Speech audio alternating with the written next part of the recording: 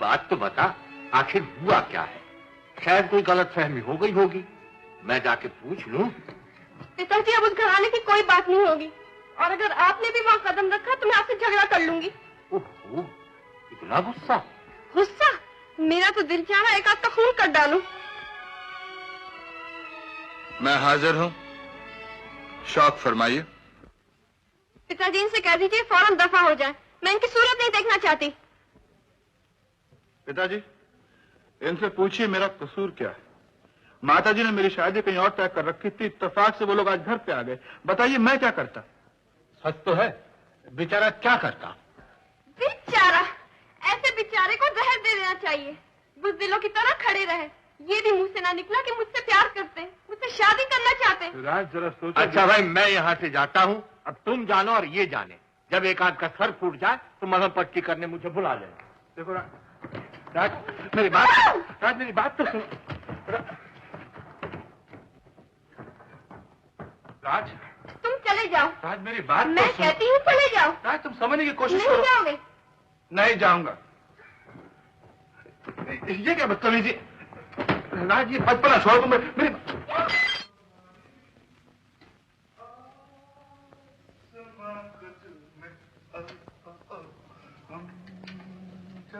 चले तो ये जहान झूमे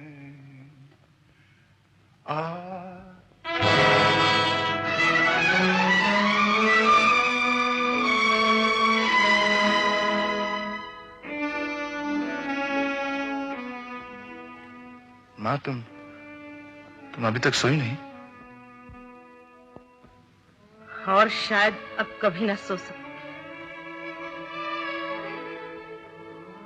उस माँ को नींद कैसे आ सकती जिसने अपने बेटे को पाल पोस कर इतना बड़ा किया, और आज वही बेटा ये कह करके चला गया कि वो उसके लिए मर चुका है।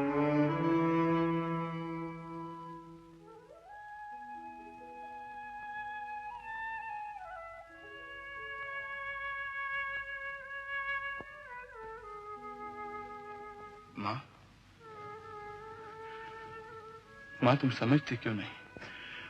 मैं इस लड़की से मोहब्बत करता हूँ माँ, मैंने उसे शादी का वचन दिया है।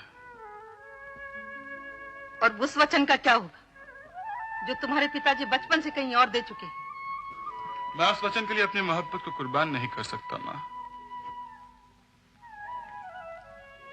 और उस वचन की खातिर मैं अपनी जान दे दूंगी शेखर।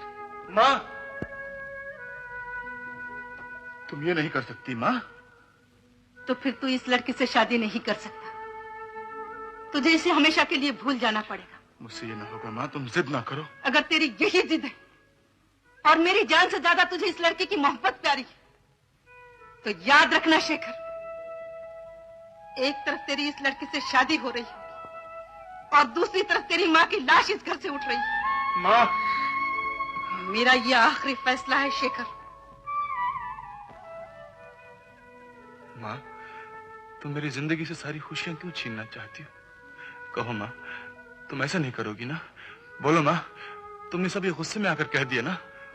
बोलो माँ। शेखर, जो कह दिया है वो करके दिखाऊंगा।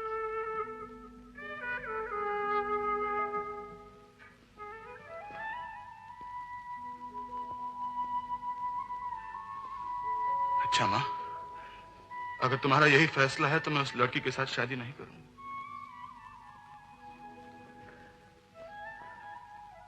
अगर माँ, तुम्हारे चरणों की सौगंध खाकर कहता हूं, जिंदगी में किसी और से भी शादी नहीं करूंगा।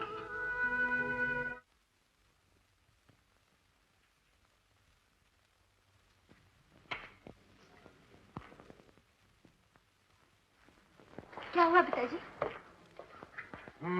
मैं शेखर की माताजी से मिलकर आ रहा हूं। खबरें बहुत खराब हैं। शायद ये शादी काफी अरसे के लिए रुक जाए। क्यों पिताजी? वजह क्या है? वजह है और मेरे ख्याल में सच है। वो कहती हैं कि वो कोशिश कर रही हैं, लेकिन जब तक शेखर के दिल में उस लड़की की मोहब्बत है, ये शादी नहीं हो सकती। लेकिन जब तक तो हम बर्बाद हो जाएंगे पिताजी। कर्जदार और ज्यादा इंतजार नहीं कर सकते। रियासत पहुंचते ही हमें हथकड़ियां लग जाएंगी। भैया, अगर हम किसी तरह शेखर के दिल में उस लड़की की तरफ से नफरत पैदा कर सके तो ये काम मिनटों में हो सकता है।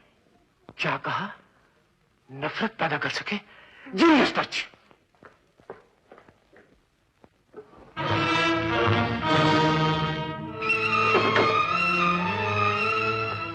चलो मेरे साथ। तुम लोग कहाँ जा रहे हो? कुछ अपना भला करने और कुछ लोगों का। चलो।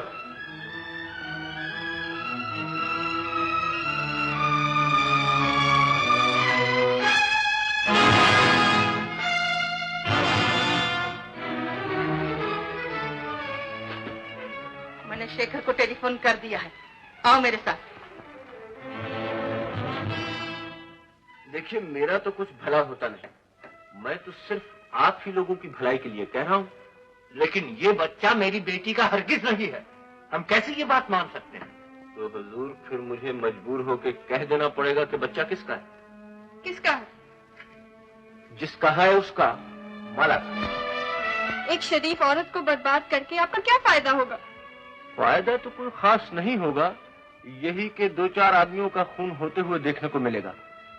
माता जी आएंगी, माला को मार डालेंगी, बच्चे को मार डालेंगी, और हो सकता है शेखर भी मारे। ऐसा नहीं कर सकते, आप ऐसा कभी नहीं कर सकते। जी, मैं ऐसा कर सकता हूँ और जरूर कर सकता हूँ। तुम बहुत ही नीच और जलील आदमी हो। जी नहीं, मैं सिर्फ नीच और जलील हूँ, आदमी नहीं। शायद माता जी आ गई। याद रहे, ये बच्चा तुम्हारा है और सिर्फ तुम्हारा।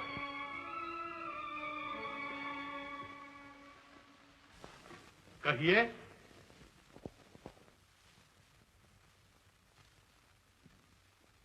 सच सच बताइए, ये बच्चा किसका है? आप क्या समझती हैं? राजकुमारी का कहना है कि ये बच्चा इसका है। और आप मान गए ये बच्चा इसी मासूम का है? यही पूछने के लिए यहाँ आए हैं कि कश्मीर से बंबई किस तरह आया और इस बच्चे से आप लोगों का क्या नाता है? नाता तो बहुत कुछ है, मगर अफसोस ये है कि जवाब नहीं दे सकता। तो आप मानते हैं कि ये बच्चा आपकी बेटी का है? जवाब क्यों नहीं देते? आप जवाब दे भी नहीं सकते।